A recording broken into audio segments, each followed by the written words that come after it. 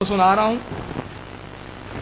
इमामुल कुरा अल हाफिज शमशुद्दीन इब्न जज़री, मगर किस ज़िम्न में कहते हैं पहले वो बता दूं। बुखारी शरीफ जिल्द नंबर 3 सफ़ा 63 किताबुन निकाह हदीस नंबर 4813। इमाम बुखारी ने इस हदीस को लिखा कि अबू लहब जो रसूलुल्लाह का चचा था इंतहाई बदतर काफिर, इसकी मजम्मत कुरान में भी आई है। सूरह लहब उसी के बारे में उतरी। इसका इंतकाल हो गया, मर गया। किसी देखने वाले ने शख्स ने उसको ख्वाब में देखा। कहा कि क्या हाल है तेरा? कहा कि तुमसे जुदा होने के बाद मैंने कोई भलाई नहीं पाई, अपने कुफ्र के सबब शदीद अजाब में। मगर हाँ, एक राहत है, एक सुकून है कि पीर के दिन, जिस दिन मोहम्मद सल्लल्लाहु अलैहि वसल्लम पैदा हुए, मेरी लौंडी सौबिया आई और उसने खुशखबरी सुनाई कि अबू लहब तुझे भतीजा हुआ है। मैंने उंगली से इशारा किया, शहादत की उंगली से, जा, तूने खुशखबरी सुनाई, तू आजाद है। मुझे उसका बदला यह दिया गया कि पीर के दिन मुझे जहन्नम से निकाला जाता है, ये उंगली मुंह में डाल दी जाती है, इससे पानी निकलता है और मैं अपनी प्यास बुझाता हूं। ये बुखारी की हदीस है। इसी हदीस को मुसन्नफ के अंदर, अल मुसन्नफ में इमाम अब्दुल रज़्ज़ाक ने, जो इमाम बुखारी और इमाम मुस्लिम के उस्ताद है, जिल्द नंबर 7 सफा 478 हदीस नंबर 13955 पर लिखा है। इमाम बहकी ने शोएबुल ईमान के अंदर जिल्द नंबर 1 सफा 361 पर, और इमाम बगावी ने शरह सुन्ना के अंदर जिल्द 9 सफा 76 हदीस नंबर 2282 पर, और इब्ने कसीर ने भी सीरतुन नबुवत जिल्द 1 सफा 224 पर लिखा। हज़रत अल्लामा बदरुद्दीन आइनी बुखारी की शरह उम्दतुल कारी के अंदर फरमाते हैं, जिल्द 14 सफा 44 हदीस नंबर 5101 पर, और इमाम इब्ने हजर अस्कलानी फतहुल बारी शरहुल बुखारी जिल्द 9 सफा 145 पर, और इमाम कस्तलानी माहिबुल दुनिया में, इमाम सरकानी और भी बहुत सारे उलमा, हत्ता के शाह अब्दुल हक मुहद्दिस देहलवी तक मदारिजुन नबुव्वत जिल्द 1 सफा 19 ये तमाम फरमाते हैं कि वो ख्वाब देखने वाले हजरत अब्बास थे, हुजूर के चचा। हुजूर के चचा हजरत अब्बास ने देखा। अब इस हदीस की शरह में अइम्मा क्या कहते, जरा आइए सुनिए। इसी बुखारी की हदीस के मद्देनजर ये अइम्मा कह रहे हैं, उलमा कह रहे हैं। कौन से अइम्मा? जो आज से 800 साल 900 साल 600 साल पहले के, आज के नहीं है। जिस वक्त न बरेलवी था, न देवबंद था, न गैर मुकल्लिद नाम का कोई था। ये उस वक्त की बात हो रही। इमामुल कुरा अल हाफिज शमशुद्दीन इब्न जज़री, जिनके बारे में इब्न तैमिया ने भी बड़ी तारीफ की, और एक सनद के एतबार से ये इब्न तैमिया की शेखुल शयूख होते हैं। ये अपनी किताब अरफुत तारीफ बिल मौलूदुश शरीफ, इसमें कहते हैं, फरमाते कि जब मैं मफहूम बता रहा हूं उनकी इबारत का, कि जब वो दुश्मन खुदा जिसकी मजम्मत में कुरान में सूरत नाजिल हुई, हुजूर सल्लल्लाहु अलैहि वसल्लम की मिलाद की रात खुशी मनाने पर उसके अज़ाब में कमी कर दी जाती है, तो वो मुसलमान जो आपका आशिक है, मिलाद की खुशी में उसका क्या मकाम होगा। खुदा की कसम, मेरे नजदीक अल्लाह करीम ऐसे मुसलमान को अपने महबूब की मिलाद की खुशी में जन्नतुल फिरदौस अता फरमाएगा। इन्हीं के अक़वाल को हज़रत अल्लामा इमाम जलालुद्दीन सयूती ने अपने फतावा अल हावी लिल फतावा जिल्द नंबर 1 सफा 196 पर, और हज़रत इमाम इस्माइल नबहानी ने हुज्जतुल्लाहि अलल आलमीन जिल्द 1 सफा 237 पर भी लिखा। हज़रत इमाम हाफिज शमशुद्दीन मोहम्मद बिन नासिरुद्दीन अद-दमश्की, ये अपनी किताब इन्होंने ये सब मिलादों पे किताब लिखी गई है। वो लिखते हैं मौलूदुस सादी फी मौलूदुल हादी, ये सब मिलादुन नबी पे किताबें। इसमें लिखते हैं कि ये बात पाए सबूत तक पहुंच चुकी है कि मिलाद की खुशी में अपनी लौंडी को आजाद करने पर अल्लाह ताला ने अबू लहब के अजाब में कमी कर दी। तो जब अबू लहब जैसे काफिर और मुशरिक के लिए हुजूर की मिलाद पर खुशी करने की बिना पर हर पीर को अजाब में तखफीफ कर दी जाती है, तो कितना खुश नसीब होगा वो मुसलमान जिसकी जिंदगी मिलाद की खुशियों में बसर हो जाए। सुभान अल्लाह।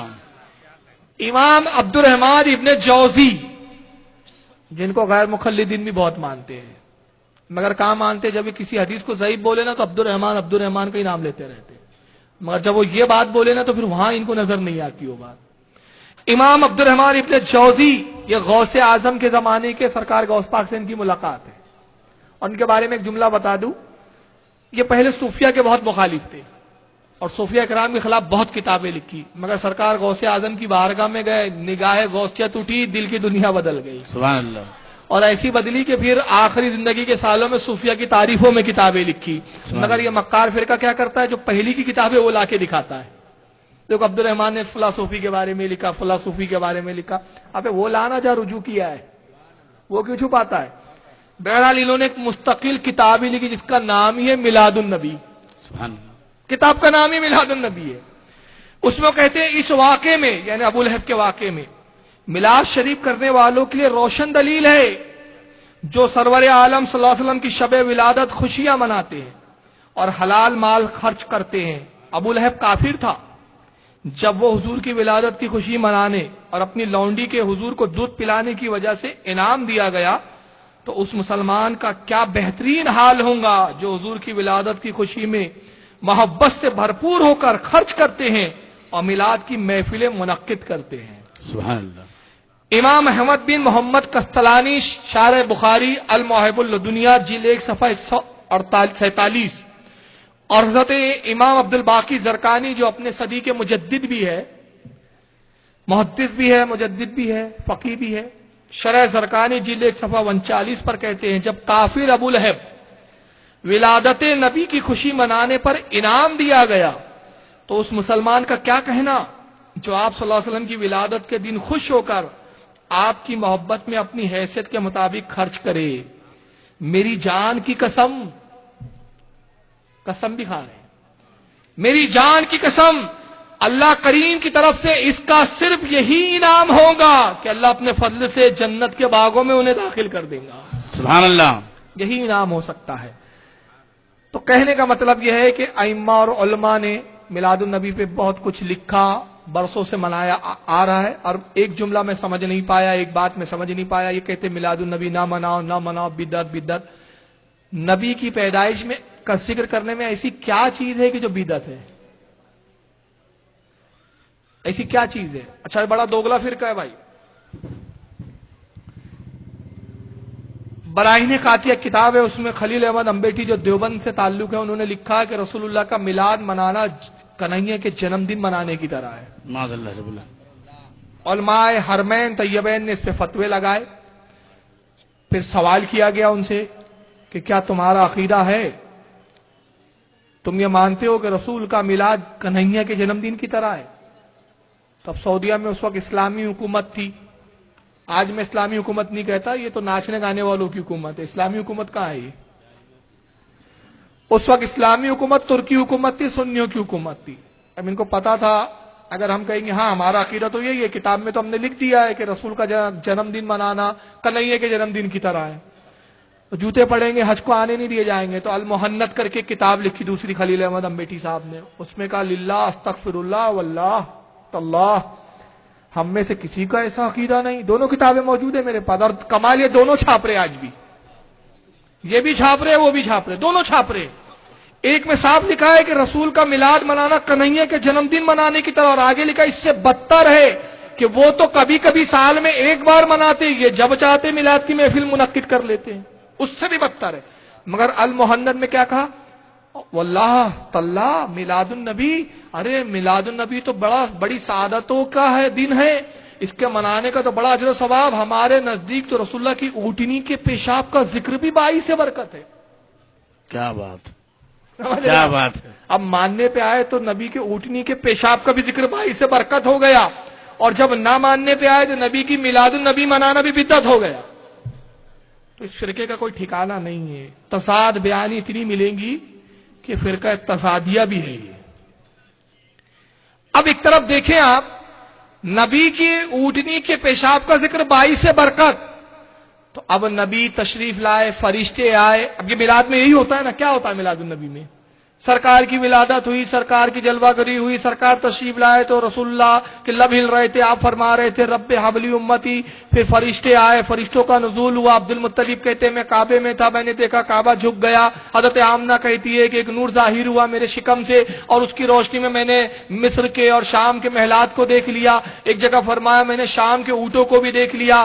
پھر حضرت شفا کہتی ہے فرشتے آئے، لے کے گئے، نبی کو پورا گھمایا، پوری دنیا کی سیر کروائی. کا یا رسول اللہ پورے عالم میں آپ کی حکومت ہے. جبریل آئے، جھنڈے گاڑے. یہ سارے چیز میں ایسی کون سی بات ہے جو بیہودہ ہے؟ بتائیے، کوئی بیہودہ بات لگی آپ کو اس میں؟ یہ خوبی تھی کہ عیب تھا نبی کا؟ خوبیاں تھی نا. تو یہ میرے سمجھ میں نہیں آیا کہ اپنے نبی کی خوبی بیان کرنا کیسے بدعت ہو سکتا ہے. کیا بات ہے. تو معلوم ہو گیا کہ ان کو ذکر نبی سے چیڑے، اس لیے ذکر نبی ختم کرنا چاہتے ہیں. مگر یہ کیا ختم کریں گے؟ ہمارا امام بتا چکا، مٹتے ہیں مٹ جائیں گے آدھا تیرے. کیا بات ہے. مٹتے ہیں مٹ جائیں گے آدھا تیرے، نہ مٹا ہے نہ مٹے گا کبھی چرچا تیرا. سبحان اللہ. اور تم کیا ذکر مٹاؤ گے؟ ارے فرش والے تیری شوکت کا علو کیا جانے، خسرو عرش پہ اڑتا ہے فریرا تیرا. نعرے تکبیر، نعرے رسالت، جشن عید میلاد النبی، جشن امام الانبیاء. سبحان اللہ سبحان اللہ. تو یہ مٹا نہیں سکیں گے. لیکن آئیے بس آخری کے 10 منٹ آپ سے اور چاہوں گا.